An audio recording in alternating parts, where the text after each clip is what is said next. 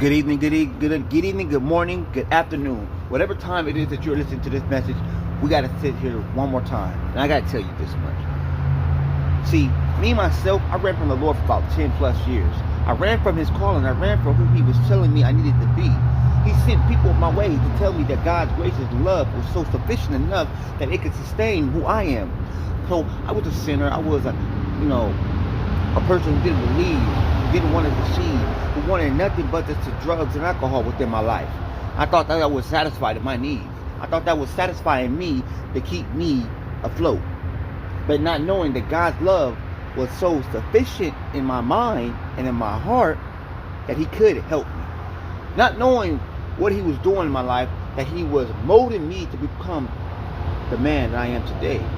For without God, I am nothing. But with God, I have strength. I have power. I have deliverance. I have a clear mind. But with this clear mind, it comes a great responsibility, because we are all called to go to the highways and preach the gospel. But in Romans, it tells us, just as there are many parts to your body, there are many parts to Christ's body. And we are all called to be part of Christ's body. Some of us are called to preach. Some of us are called to teach. Some of us are called to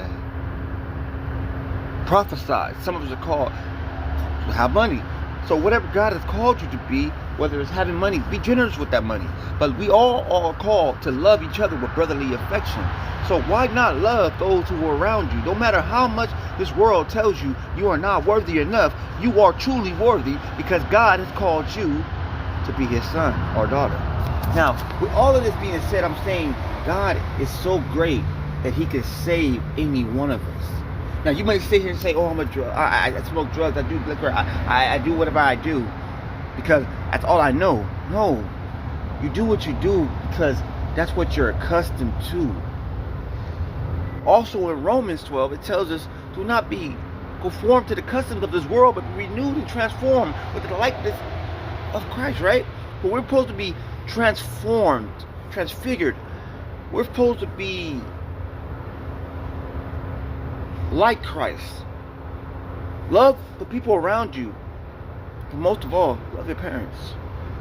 So if you parents are still alive, call them today and tell them you appreciate them. Call them today and tell them you love them. Call them today and tell them that you are gracious enough to have them.